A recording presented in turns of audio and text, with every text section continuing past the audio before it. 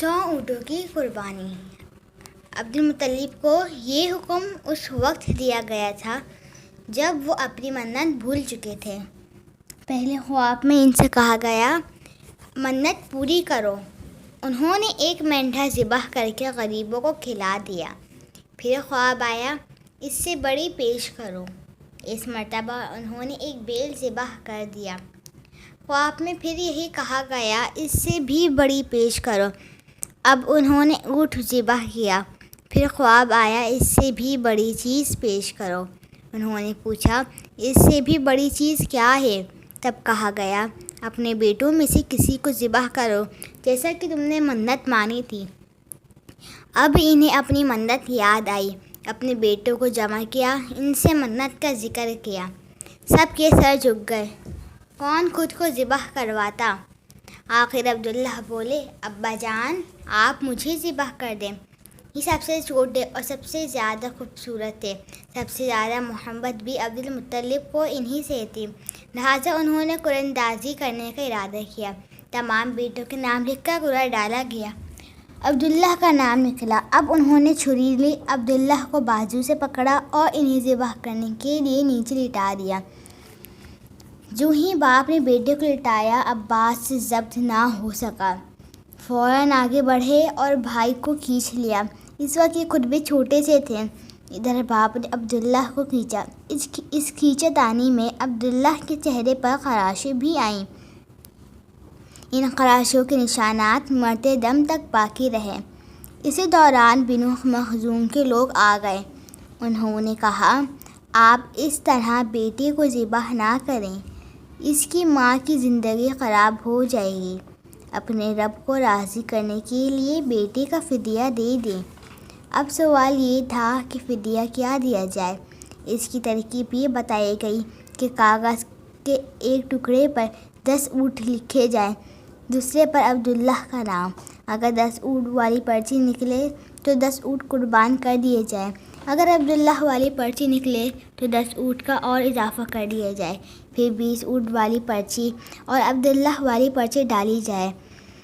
اب اگر 20 اونٹ والی پرچی نکلے تو 20 اونٹ قربان کر دیے جائیں، ورنہ 10 اونٹ اور بڑھا دیے جائیں۔ اس طرح 10 کر کے اونٹ بڑھاتے چلے جائیں۔ عبدالمطلب نے ایسا ہی کیا، 10 اونٹ بڑھاتے چلے گئے۔ ہر بار عبداللہ کا نام نکلتا چلا گیا، یہاں تک کہ اونٹوں کی تعداد 100 تک پہنچ گئی۔ تب کہیں جا کر اونٹوں والی پرچی نکلی۔ اس طرح ان کی جان کے بدلے 100 اونٹ قربان کیے گئے۔ عبدالمطلب کو اب پورا اطمینان ہو گیا کہ اللہ تعالیٰ نے عبداللہ کے بدلے 100 اونٹوں کی قربانی منظور کر لی ہے۔ انہوں نے کعبے کے پاس 100 اونٹ قربان کیے اور کسی کو کھانے سے نہ روکا۔ سب انسانوں، جانوروں اور پرندوں نے ان کو کھایا۔ امام زہری کہتے ہیں عبدالمطلب پہلے آدمی ہیں جنہوں نے آدمی کی جان کی قیمت 100 اونٹ دینے کا طریقہ شروع کیا۔ اس سے پہلے 10 اونٹ دیے جاتے تھے۔ اس کے بعد یہ طریقہ سارے عرب میں رائج ہو گیا، گویا قانون بن گیا کہ آدمی کا فدیہ 100 اونٹ ہے۔ نبی کریم صلی اللہ علیہ وآلہ وسلم کے سامنے جب یہ ذکر آیا تو آپ نے اس فدیے کی تصدیق فرمائی، یعنی فرمایا یہ درست ہے۔ اسی بنیاد پر نبی کریم صلی اللہ علیہ وآلہ وسلم فرماتے ہیں میرے 2 ذبیحوں یعنی حضرت اسماعیل علیہ السلام اور حضرت عبداللہ کی اولاد ہوں۔ حضرت عبداللہ قریش میں سب سے زیادہ حسین تھے۔ ان کا چہرہ روشن ستارے کی مانند تھا۔ قریش کی بہت سی لڑکیاں ان سے شادی کرنا چاہتی تھیں، مگر حضرت عبداللہ کی شادی حضرت آمنہ سے ہوئی۔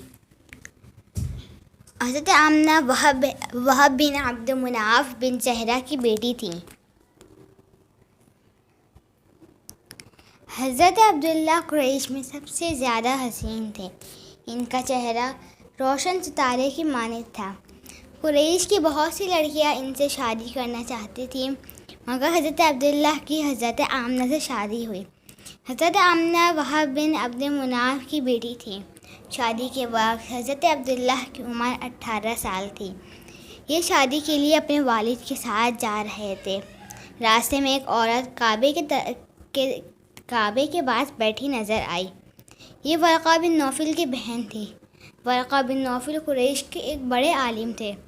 ورقہ بن نوفل سے ان کی بہن نے سن رکھا تھا کہ وقت کے آخری نبی کا ظہور ہونے والا ہے، اور ان کی نشانیوں میں سے ایک نشانی یہ ہوگی کہ ان کے والد کے چہرے میں نبوت کا نور چمکتا ہوگا۔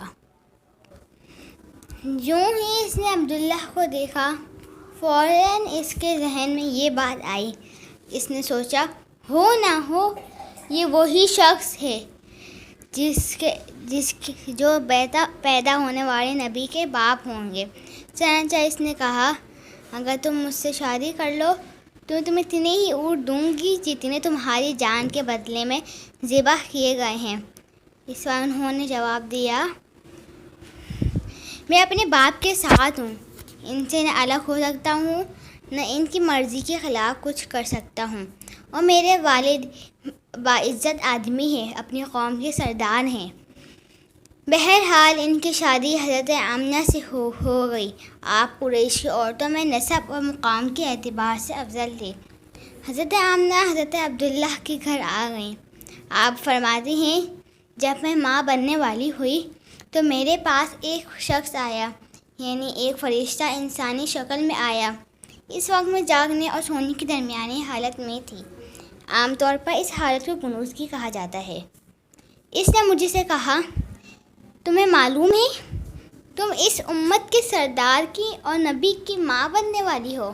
اس کے بعد وہ پھر اس وقت آیا جب نبی صلی اللہ تعالیٰ علیہ وآلہ وسلم پیدا ہونے والے تھے۔ اس مرتبہ اس نے کہا، جب تمہارے ہاں پیدائش ہو تو کہنا، میں اس بچے کے لیے اللہ کی پناہ چاہتی ہوں ہر حسد کرنے والے کے شر اور برائی سے۔ پھر تم اس بچے کا نام محمد رکھنا، کیونکہ ان کا نام توریت میں احمد ہے، اور زمین آسمان والے ان کی تعریف کرتے ہیں، جبکہ قرآن میں ان کا نام محمد ہے، اور قرآن ان کی کتاب ہے۔ ایک روایت کے مطابق فرشتے نے ان سے کہا، تم وقت کے سردار کی ماں بننے والی ہو۔ اس بچے کی نشانی یہ ہوگی کہ اس کے ساتھ ایک نور ظاہر ہوگا، جس سے ملک شام اور بصرہ کے محلات بھر جائیں گے۔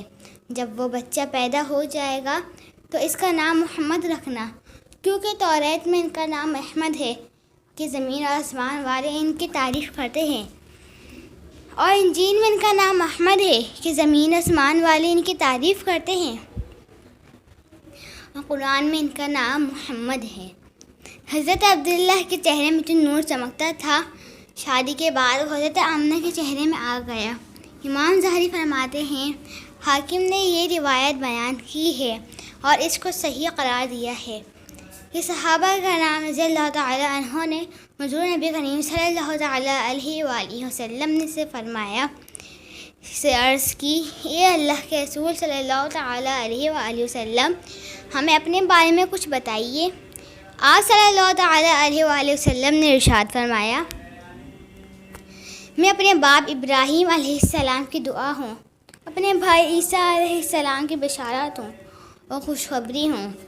جب میں اپنی والدہ کے شکم میں آیا تو انہوں نے دیکھا گویا ان سے ایک نور ظاہر ہوا ہے، جس سے ملک شام اور بصرہ کے محلات روشن ہو گئے۔ حضرت آمنہ نے حضرت حلیمہ سعدیہ سے فرمایا تھا، میرے اس بچے کی شان نرالی ہے کہ میرے پیٹ میں تھا تو مجھے کوئی بوجھ اور تھکن محسوس نہیں ہوئی۔ حضرت عیسیٰ علیہ السلام وہ آخری پیغمبر ہیں جنہوں نے آپ صلی اللہ تعالیٰ علیہ وآلہ وسلم کی آمد کی خوشخبری سنائی ہے۔ اس بشارت کا ذکر قرآن میں بھی ہے۔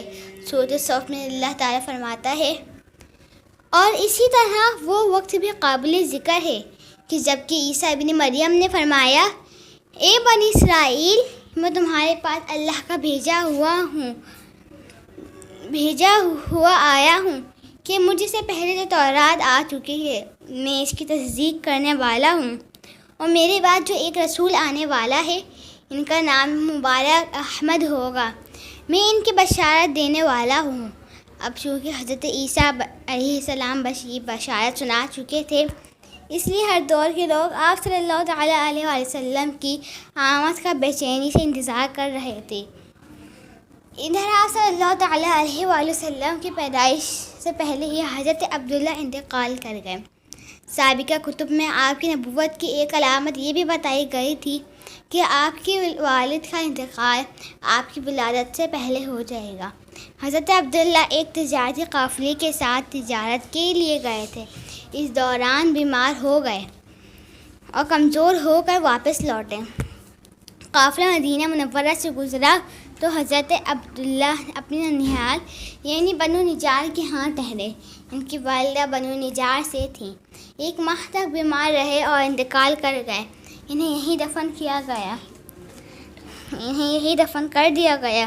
تجارتی قافلہ جب حضرت عبداللہ کے بغیر مکہ مکرمہ میں پہنچا اور عبدالمطلب کو پتہ چلا کہ ان کے بیٹے عبداللہ بیمار ہو گئے ہیں اور مدینہ منورہ میں اپنی ننیال میں ہیں، تو انہیں لانے کے لیے عبدالمطلب نے اپنے بیٹے زبیر کو بھیجا۔ جب یہ وہاں پہنچے تو عبداللہ کا انتقال ہو چکا تھا۔ مطلب یہ ہے کہ آپ صلی اللہ تعالیٰ علیہ وآلہ وسلم اس دنیا میں اپنے والد کی وفات کے چند ماہ بعد تشریف لائے۔